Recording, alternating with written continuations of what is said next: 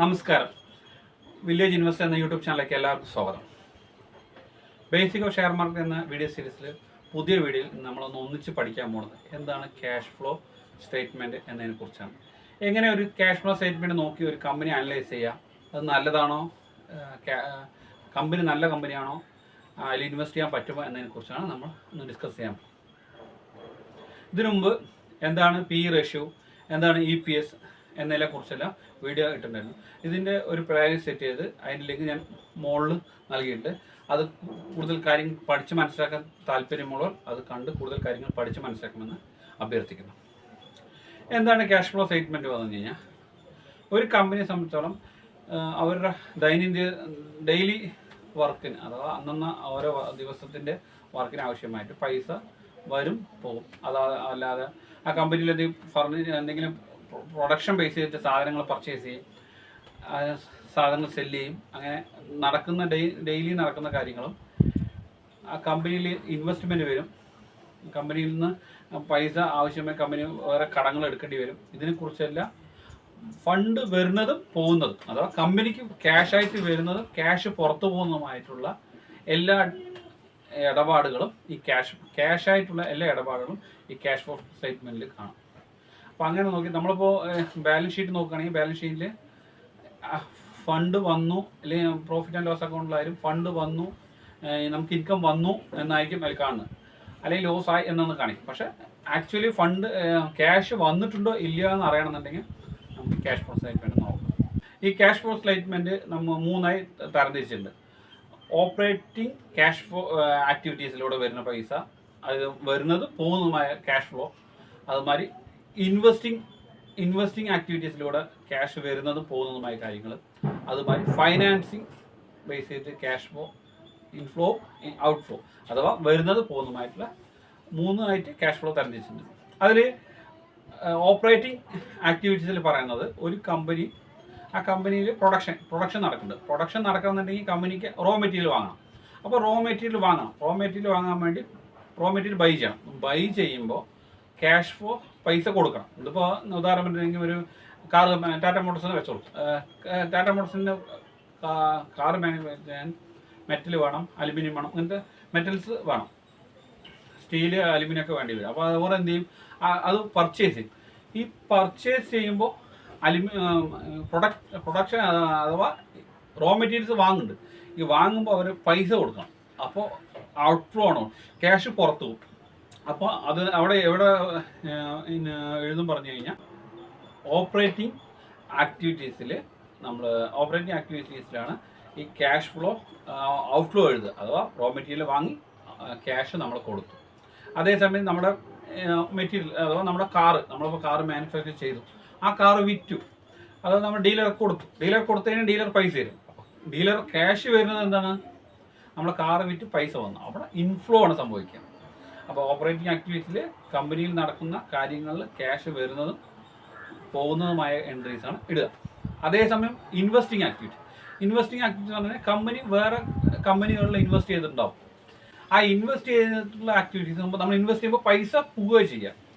Invest ചെയ്യുമ്പോൾ നമുക്ക് ആ കമ്പനിയിൽ ഇൻവെസ്റ്റ് ചെയ്യുമ്പോൾ ഔട്ട്ഫ്ലോ വരും. അതേ സമയത്ത് നമ്മൾ ബാങ്കിൽ ഇട്ട് വെച്ചിട്ടുണ്ട്, കമ്പനിക്ക് ക്യാഷ് ഉണ്ട്, അതുകൊണ്ട് ബാങ്കിലും ഉണ്ടാവും ക്യാഷ്. അവിടെ നിന്ന് അതും ഇൻവെസ്റ്റിംഗ് ആയിട്ട് തന്നെ വരിക. പക്ഷേ അതേസമയം അതിൽ നിന്ന് വരുന്ന പൈസ റിട്ടേൺ വരും, ഇൻട്രസ്റ്റ് വരും. കമ്പനിക്ക് ഇൻവെസ്റ്റ് ചെയ്ത് കഴിയുന്ന ബാങ്കിലാണ് ഇൻവെസ്റ്റ് ചെയ്തെങ്കിൽ അവിടെ നിന്ന് റിട്ടേൺ വരും, ഇൻട്രസ്റ്റ് വരും. അപ്പോൾ ഇൻട്രസ്റ്റ് വരുന്നത് ഇൻഫ്ലോ ആണ്. കമ്പനിയെ സംബന്ധിച്ചോളം ഇൻട്രസ്റ്റ് വരുന്നത് ഇൻഫ്ലോ. അതേസമയം നമ്മൾ ഈ കമ്പനി വേറെ ഏതെങ്കിലും കമ്പനികൾ ഇൻവെസ്റ്റ് ചെയ്തിട്ടുണ്ടെങ്കിൽ ആ കമ്പനിയിൽ നിന്ന് ഡിവിഡൻഡ് കിട്ടും, അതും ഇൻഫ്ലോ ആണ്. ആ കമ്പനിയിൽ നിന്ന് കിട്ടുന്ന ഡിവിഡൻഡ് ഇൻഫ്ലോ ആണ്. ഈ ഇൻഫ്ലോ വരുന്നത് ഇൻവെസ്റ്റിംഗ് ആക്ടിവിറ്റീസിലാണ് ഇൻഫ്ലോ വരിക.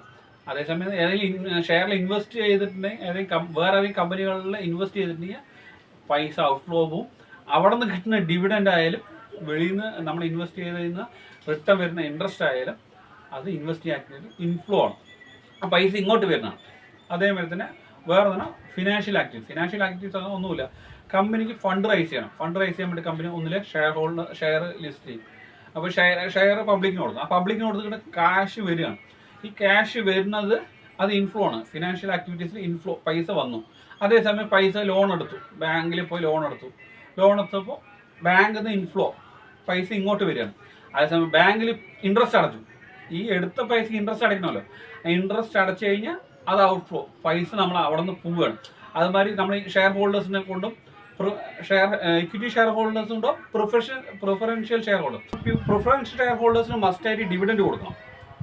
അപ്പോൾ അത് ഡിവിഡൻഡ് കൊടുക്കുമ്പോൾ നമ്മുടെ കമ്പനിയിൽ നിന്ന് പൈസ പുറത്ത് പോകണം, അത് ഔട്ട്ഫ്ലോ ആണ്. അതുപോലെ നമ്മൾ ഇക്വിറ്റി ഷെയർ ഹോൾഡേഴ്സിന് കമ്പനി ഡിസൈഡ് ചെയ്ത് ഇക്വിറ്റി ഷെയർ ഹോൾഡേഴ്സിന് ഡിവിഡൻഡ് കൊടുക്കാൻ തീരുമാനിച്ചു കഴിഞ്ഞാൽ ആ ഡിവിഡൻഡ് കൊടുക്കുമ്പോഴും കമ്പനിയിൽ നിന്ന് പൈസ ഔട്ട്ഫ്ലോ ആണ്. അതുമാതിരി തന്നെ നമ്മൾ ബാങ്ക് ലോൺ ചെയ്യുമ്പോൾ ലോൺ എടുത്തു കഴിഞ്ഞാൽ അത് ഇൻഫ്ലോവും, ലോണിലുള്ള ഇൻട്രസ്റ്റ് അടയ്ക്കുമ്പോൾ അത് ഫിനാൻഷ്യൽ ആക്ടിവിറ്റീസിൽ ഔട്ട്ഫ്ലോ, പുറത്ത് പോകണം, നമ്മുടെ കമ്പനിയിൽ നിന്ന് പൈസ പുറത്ത് പോകണം. അപ്പോൾ ഇത് നമുക്കൊരു ടാറ്റ മോട്ടോഴ്സ് എന്ന കമ്പനിയുടെ ഫിനാൻഷ്യൽ ആക്ടിവിറ്റീസ് നോക്കിയിട്ട് ഒന്ന് ചെക്ക് ചെയ്യാം, ഇതെങ്ങനെയാണെന്നുള്ളതെന്ന് നമുക്ക് ആ സ്റ്റേറ്റ്മെൻറ്റ് നോക്കിയിട്ട് മനസ്സിലാക്കാം. എങ്ങനെ ക്യാഷ് ഫ്ലോ സ്റ്റേറ്റ്മെൻറ്റ് നോക്കാമെന്ന് ഒന്ന് ചെക്ക് ചെയ്യാം. ടാറ്റ മോട്ടോഴ്സിൻ്റെ ക്യാഷ് ഫ്ലോ സ്റ്റേറ്റ്മെൻറ്റ് ഒന്ന് ചെക്ക് ചെയ്താൽ ടാറ്റ മോട്ടോഴ്സിൻ്റെ ക്വാർട്ടർ റിസൾട്ട്, അതിന് താഴെ പ്രോഫിറ്റ് ആൻഡ് ലോസ് അക്കൗണ്ട് സ്ക്രീനറിലാണ് നമ്മൾ നോക്കുന്നത്, അതിന് താഴെ ബാലൻസ് ഷീറ്റുണ്ട്, അതിന് താഴെയാണ് ക്യാഷ് ഫ്ലോ സ്റ്റേറ്റ്മെൻറ്റ്. ഇത് കൺസോളിഡേറ്റ് ഫിഗറാണ് ക്യാഷ് ഫ്ലോ സ്റ്റേറ്റ്മെൻറ്റ്. 2015 തൊട്ട് 2024 വരെ കൊടുത്തിട്ടുണ്ട്. ഇപ്പോൾ 2024 മാർച്ചിൽ നോക്കണം. ഞാൻ പറഞ്ഞ മാതിരി അതിൽ ക്യാഷ് ഫ്ലോ സ്റ്റേറ്റ്മെൻറ്റ് 3 ആയിട്ടാണ് വരിക. ഒന്ന് ക്യാഷ് ഫ്രം ഓപ്പറേറ്റിംഗ് ആക്ടിവിറ്റീസും, cash from investing activities and cash from financial activities. അതിൽ ഓപ്പറേറ്റിംഗ് ആക്ടിവിറ്റീസിൽ വരിക പ്രോഫിറ്റ് ഫ്രം ഓപ്പറേറ്റിംഗ് ആക്ടിവിറ്റീസ് 65,106 കോടി. റിസീവബിൾ ഉദ്ദേശിക്കുന്നത് -1875. റിസീവബിൾ ക്യാഷ് റിസീവബിൾ, നമുക്ക് കിട്ടാനുള്ള പൈസ ഇപ്പോൾ നമ്മൾ പ്രോഫിറ്റ് ആൻഡ് ലോസ് അക്കൗണ്ട് നമുക്ക് കിട്ടാനുള്ള പൈസ നമ്മൾ ആഡ് ചെയ്ത് വെച്ചിട്ടുണ്ടാവും. ഇത്ര കോടി രൂപ നമുക്ക് കിട്ടാണ്ടെന്ന് അതിൽ വെച്ചിട്ടുണ്ട്, പക്ഷേ നമുക്ക് യഥാർത്ഥമായിട്ട് കിട്ടിയിട്ടില്ല.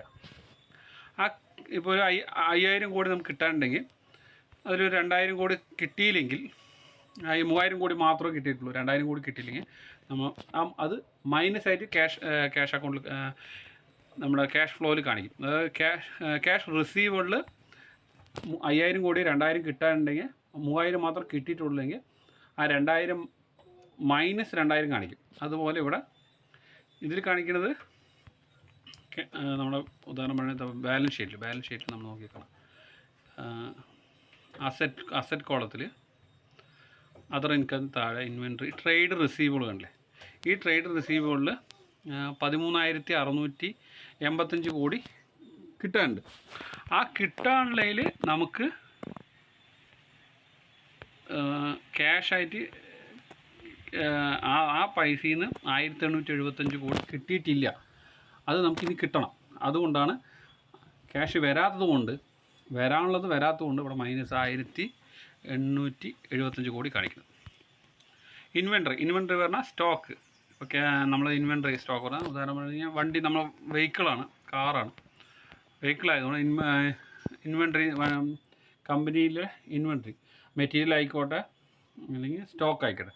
സ്റ്റോക്കാണ് ഇൻവെൻട്രി കൊണ്ട് ഉദ്ദേശിക്കുന്നത്. സ്റ്റോക്കിൽ -7,265 കോടി, അഥവാ മാർച്ച് 2024 -7,265 കോടി. എന്തുകൊണ്ട് -7,265 കോടി?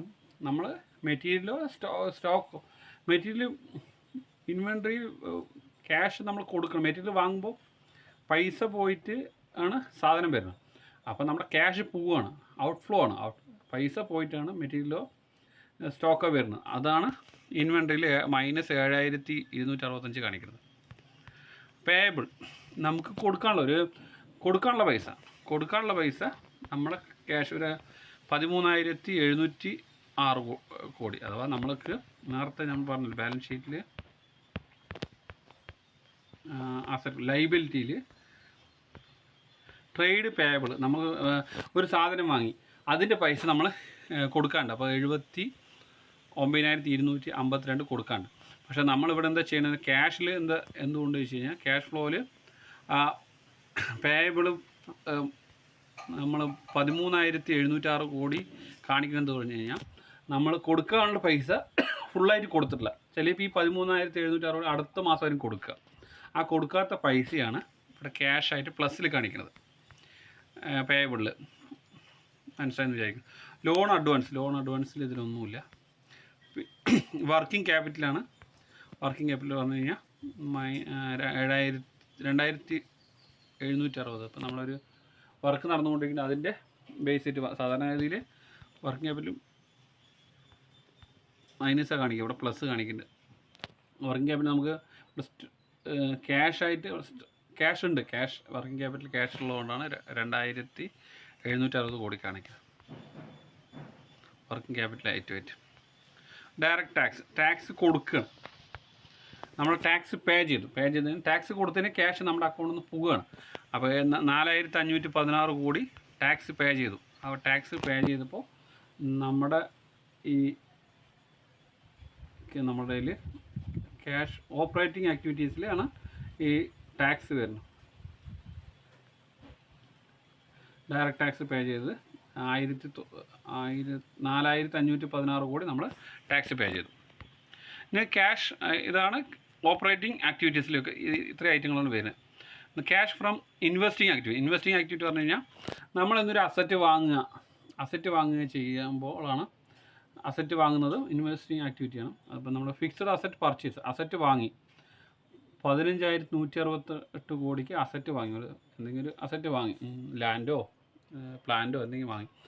അത്രയും പൈസ നമ്മുടെ കയ്യിൽ നിന്ന് പോവുകയാണ്. അതാണ് മാർച്ചിൽ 31,415. അഥവാ ഫിക്സഡ് അസറ്റ് പർച്ചേസ് ചെയ്തതിൽ മാർച്ച് 2024 31,415 കോടിയാണ് കാണിക്കുന്നത്. അതുമാതിരി ഫിക്സഡ് അസറ്റ് സോൾഡ് ചെയ്ത്, ഫിക്സഡ് അസറ്റ് എന്തെങ്കിലും ഉണ്ടെങ്കിൽ നമ്മൾ വിറ്റ് കഴിഞ്ഞാൽ നമുക്ക് പൈസ ഇങ്ങോട്ട് വരും. അത് 231 കോടി പ്ലസ് കാണിക്കുന്നത്. അതുകൊണ്ടാണ് ഇൻവെസ്റ്റ്മെൻറ്റ് പർച്ചേസ്. എന്തെങ്കിലും ഒരു ഇൻവെസ്റ്റ്മെൻറ്റ് പൈസ ചെയ്തിട്ട് എന്തെങ്കിലും വാങ്ങിക്കഴിഞ്ഞാൽ പൈസ നമ്മുടെ ഔട്ട്ഫ്ലോ ആണ്, നമ്മുടെ പൈസ പോവുകയാണ്. അതാണ് -74. ഇൻവെസ്റ്റ്മെൻറ്റ് സോൾഡ്, എന്തെങ്കിലും ഇൻവെസ്റ്റ്മെൻറ്റ് നമ്മളെ വിറ്റ്, എന്തെങ്കിലും ഒരു പ്രോപ്പർട്ടിയോ അല്ലെങ്കിൽ അവിടെ ഇൻവെസ്റ്റ് ചെയ്ത ഷെയറോ അല്ലെങ്കിൽ വേറെ എന്തെങ്കിലും നമ്മൾ ഇൻവെസ്റ്റ് ചെയ്ത് വെച്ചിരുന്ന് നമ്മളെ വിറ്റ് പൈസയാക്കി. അതാണ് 10,820. അപ്പോൾ നമ്മൾ ഇൻവെസ്റ്റ്മെൻറ്റ് സാധനം വിറ്റ് കഴിഞ്ഞാൽ നമുക്ക് റിട്ടേൺ കിട്ടി. ആ 10,820 ക്യാഷായിട്ട്. അതാണ് നമ്മുടെ ക്യാഷിൽ ഇൻഫ്ലോ കാണിക്കുന്നത്, പ്ലസ് ആയിട്ട് കാണിക്കാൻ കാരണം. ഇൻട്രസ്റ്റ് റിസീവ്ഡ്, നമ്മളെവിടെയും ഇൻവെസ്റ്റ് ഏതെങ്കിലും ബാങ്കിലോ എവിടെയും ബാങ്കിൽ നമ്മൾ ഇൻവെസ്റ്റ് ചെയ്ത് ഉള്ള പൈസയോ അല്ലെങ്കിൽ ഇൻട്രസ്റ്റ് ആയതുകൊണ്ട് ബാങ്കിലോ അല്ലെങ്കിൽ ബോണ്ടിൽ എവിടെയും കമ്പനിക്ക് വേറെ ഏതെങ്കിലും കമ്പനിയിൽ ബോണ്ടിൽ ഇൻവെസ്റ്റ് ചെയ്തിട്ടുണ്ടാവും, അല്ലെങ്കിൽ കമ്പനി ബാങ്കിൽ ഇൻവെസ്റ്റ്മെൻറ്റ് ഉണ്ടാവും. അതിൻ്റെ ഇൻട്രസ്റ്റ് റിസീവ് ചെയ്ത് 2,493 കോടി. പിന്നെ വരുന്നത് ഡിവിഡൻഡ് പറഞ്ഞു കഴിഞ്ഞാൽ അതേമാതിരി തന്നെ അതായത് കമ്പനിയിൽ നമ്മൾ ഡിവിഡൻഡ് സാധാരണ ഈ ടാറ്റ മോട്ടോഴ്സ് എന്ന കമ്പനി വേറെ ഏതെങ്കിലും കമ്പനിയിൽ ഇൻവെസ്റ്റ്മെൻറ്റ് ഉണ്ടാവും. ആ ഇൻവെസ്റ്റ്മെൻറ്റിൽ നിന്ന് ഡിവിഡൻഡ് കിട്ടി 47,000 കോടി. ഇത് കണ്ടില്ല, ഇതിന് മുമ്പ് 46,000 കോടി കിട്ടി, 32,000 കോടി കിട്ടി, അതിന് 18,000 കോടി കിട്ടിയിട്ടുണ്ട്. അപ്പോൾ ഈ കാണിക്കുന്നത് ഡിവിഡൻഡ് റിസീവ്, ഏതെങ്കിലും ഷെയറിനോ ബേസ് ചെയ്തിട്ട് ഏതെങ്കിലും കമ്പനിയിൽ നിന്ന് ഡിവിഡൻഡ് കിട്ടിയത്, വേറെ കമ്പനിയിൽ ഇൻവെസ്റ്റ് ചെയ്തതിനുള്ള ഡിവിഡൻഡ് കിട്ടിയത്. ഇൻവെസ്റ്റ്മെൻറ്റ് ഗ്രൂപ്പ് കമ്പനി, ടാറ്റ മോട്ടോഴ്സിൻ്റെ വേറെ കമ്പനികളിൽ വേറെ ഇൻവെസ്റ്റ്മെൻറ്റ് ചെയ്ത് ഏതെങ്കിലും ഒരു കമ്പനിയിൽ, ഉദാഹരണം ടാറ്റ മോട്ടോഴ്സിന് തന്നെ ടാറ്റ ഗ്രൂപ്പിൽ ഒരുപാട് കമ്പനിയുണ്ട്. അപ്പോൾ ആ ഗ്രൂപ്പ് കമ്പനിയിൽ ഏതെങ്കിലും ഒരു കമ്പനിയിൽ ഇൻവെസ്റ്റ് ചെയ്തിട്ടുണ്ടാകും. ആ ഇൻവെസ്റ്റ്മെൻറ്റ് ചെയ്തതുകൊണ്ട് പൈസ പുറത്ത് പോകണം, 150 കോടി മൈനസ്. അതുമേ redeem in cancellation of share, ഏതെങ്കിലും ഷെയർ റിഡീം ചെയ്യുമ്പോൾ അതിൽ നിന്ന് റിഡംഷൻ ബേസ് ചെയ്തിട്ട് പൈസ കിട്ടിയത് 108 കോടി. അക്വസിഷൻ ഓഫ് കമ്പനീസ് അതില്ല. ഇൻ്റർ കോർപ്പറേറ്റ് ഡെപ്പോസിറ്റ് അത് മൈനസ്. കോർപ്പറേറ്റ് ഡെപ്പോസിറ്റിൽ എന്തെങ്കിലും ഡെപ്പോസിറ്റ് ചെയ്തു എന്നുള്ള ബേസിൽ -24 കോടി ക്യാഷ് പോണതുകൊണ്ട്. അത്ര ഇൻവെസ്റ്റ്മെൻറ്റ് ഐറ്റം മറ്റുള്ളതിൽ ഇൻവെസ്റ്റ് ചെയ്തതിൽ -4,817 കോടി. പൈസ പോണതുകൊണ്ടാണ് ഈ -4,817. ഇതാണ് ക്യാഷ് ഫ്രം ഇൻവെസ്റ്റ്മെൻറ്റ് ആക്ടിവിറ്റീസ്. ഇനി ക്യാഷ് ഫ്രം ഫിനാൻഷ്യൽ ആക്ടിവിറ്റീസ് നമ്മൾ പറഞ്ഞു പ്രൊസീഡ് ഫ്രം ഷെയർസ്. നമ്മൾ പുതിയതായിട്ട് ഒരു ഷെയർ ഇഷ്യൂ ചെയ്ത് എന്തെങ്കിലും ഷെയർ ഇഷ്യൂ ചെയ്യുമ്പോൾ പൈസ ഇങ്ങോട്ട് വരും. അപ്പോൾ 82 കോടി ഷെയർ ഇഷ്യൂ ചെയ്തതിൽ കിട്ടിയിട്ടുണ്ട്. റിഡംഷൻ ഓഫ് ഡിബെഞ്ചേഴ്സ് അതിൽ ഈ വർഷം ഒന്നുമില്ല. പ്രൊസീഡിങ് ഫ്രം ബോറോയിങ് കടം എടുത്തത്, പുതിയതായി കടമെടുത്തതാണ്. നമ്മൾ ഇതിൽ ലോണെല്ലാം ഇതിലാണ് വരിക. ഫിനാൻഷ്യൽ ആക്ടിവിറ്റീസിൻ്റെ വരിക. അപ്പോൾ കടമെടുത്തു 18,747 കോടി കടമെടുത്തു.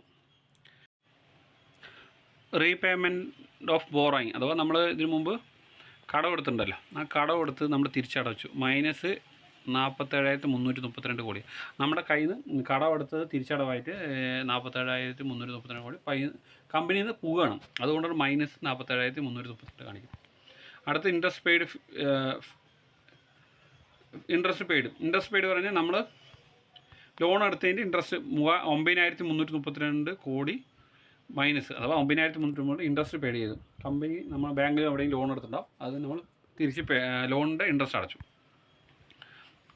ഡിവിഡൻഡ് പെയ്ഡ് കമ്പനി ഷെയർ ഹോൾഡേഴ്സിന് ഡിവിഡൻഡ് -1,059. ഈ ഇക്വിറ്റി ഷെയർ ഹോൾഡേഴ്സിന് കൊടുക്കണോ വേണ്ടതെന്ന് കമ്പനി തീരുമാനിക്കും. പക്ഷേ അതേസമയം പ്രിഫറൻസ് ഷെയർ ഹോൾഡേഴ്സിന് മസ്റ്റായിട്ട് ഡിവിഡൻഡ് പെയ്ഡ് ചെയ്യണം. അതുകൊണ്ടാണ് ഇത് -1,059 കോടി കാണിക്കുന്നത്. Financial liabilities other liabilities -1,924. Other financial ഐറ്റംസിൽ +3,812 കോടി വരുന്നു. മൊത്തം നെറ്റ് ക്യാഷ് ഫ്ലോ വരുന്നത് 8,128. അഥവാ 2024 മാർച്ചിൽ നെറ്റ് ക്യാഷ് ഫ്ലോ വന്നിട്ട് 8,128 കോടി. കഴിഞ്ഞ വർഷം 6,272 കോടി മൈനസായിരുന്നു.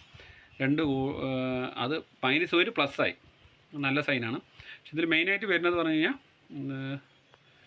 ഓപ്പറേറ്റിംഗ് ആക്ടിവിറ്റീസിൽ പ്രോഫിറ്റ് ഫ്രം ഓപ്പറേറ്റിംഗ് പ്രോഫിറ്റ് തന്നെ 65,106 കോടി വരുന്നുണ്ട്. കഴിഞ്ഞ വർഷം 41,694 കോടിയായിരുന്നു. അതിന് കമ്പയർ ചെയ്യുമ്പോൾ 24,000 കോടിയോളം കൂടിയിട്ടുണ്ട്. അതിന് മുമ്പത്തെ വർഷം 26,940. അഥവാ അതിന് മുമ്പ് വർഷങ്ങൾ കമ്പയർ ചെയ്യുമ്പോൾ ഓപ്പറേറ്റിംഗ് പ്രോഫിറ്റ് കൂടി വന്നിട്ടുണ്ട്. അത് നല്ല സൈനാണ്. എങ്ങനെയാണ് ക്യാഷ് ഫ്ലോ സ്റ്റേറ്റ്മെൻറ്റ് നോക്കാമെന്ന് മനസ്സിലായെന്ന് വിശ്വസിക്കുന്നു. എന്താണ് ക്യാഷ് ഫ്ലോ സ്റ്റേറ്റ്മെൻ്റ് എന്നും എങ്ങനെ ഒരു ക്യാഷ് ഫ്ലോ സ്റ്റേറ്റ്മെൻറ്റ് നോക്കി കമ്പനി അനലൈസ് ചെയ്യാമെന്ന് നിങ്ങൾ മനസ്സിലായെന്ന് വിശ്വസിക്കുന്നു. ഈ ചാനൽ ആദ്യമായി കാണുന്നെങ്കിൽ സബ്സ്ക്രൈബ് ചെയ്യാനും ബെല്ലൈക്കൺ എനേബിൾ ചെയ്യാനും മറക്കരുത്. ഈ വീഡിയോ നിങ്ങൾക്ക് ഇഷ്ടപ്പെട്ട ലൈക്ക് അടിക്കാനും കമൻറ്റ് ചെയ്യാനും നിങ്ങളുടെ ഫ്രണ്ട്സിനും ഫാമിലിക്ക് ഷെയർ ചെയ്യാനും മറക്കരുത്. അവസാനമായി താങ്ക് യു ഫോർ വാച്ചിങ്.